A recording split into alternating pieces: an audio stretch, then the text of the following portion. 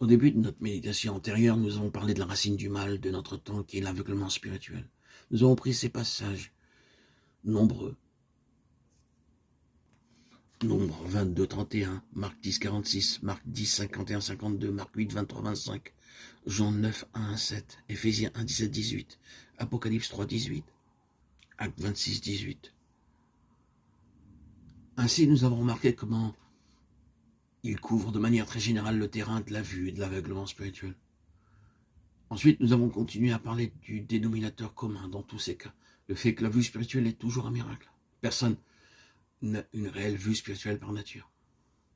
C'est quelque chose qui vient du ciel, comme un acte direct de Dieu, une faculté que nous n'avons pas de manière naturelle, mais qui doit être créée de sorte que la venue de Christ du ciel dans ce monde est justifiée par le fait que l'homme naît aveugle et avait besoin d'un visiteur du ciel pour lui donner la vue.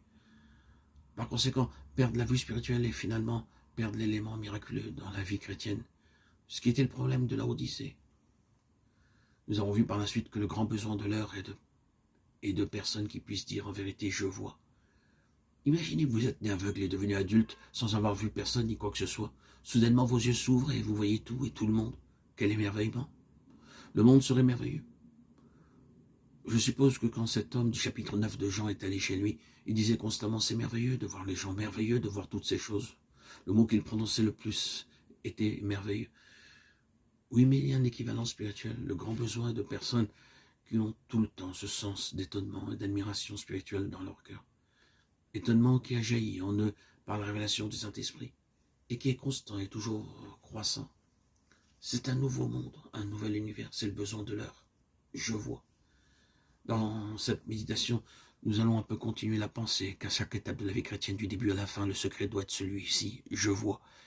Je n'ai jamais vu comme maintenant, je ne l'ai jamais vu de cette façon, maintenant je vois. Ce doit être ainsi tout le long du chemin, si la vie est une vraie vie dans l'esprit. C'est pourquoi méditons pendant un moment sur une ou deux phrases de la vie chrétienne, lesquelles doivent être gouvernées par cette grande réalité qui est de voir par l'œuvre de Dieu. Les Écritures renferment beaucoup à ce sujet. Voir gouverne le commencement de la vie chrétienne. Car si nous comprenons la situation, comment commence la vie chrétienne, c'est tout simplement en voyant. Ce doit être en voyant. La logique même exige que ce soit en voyant, et pour cette raison que toute la vie chrétienne doit être un mouvement progressif, le long d'une ligne vers une fin. Cette ligne et cette fin sont Christ. Pour l'aveugle né dans Jean 9, ce fut le résultat. Vous vous souviendrez comment, après avoir été chassé, Jésus le rencontra et lui dit « Crois-tu au Fils de Dieu ?» Il répondit « Qui est-il, Seigneur, afin que je croie en lui ?»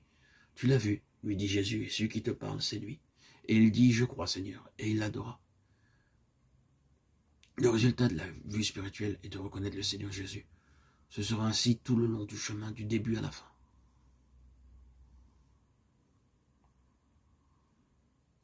Nous pouvons dire que notre salut a été l'affaire de nous voir nous-mêmes comme pécheurs.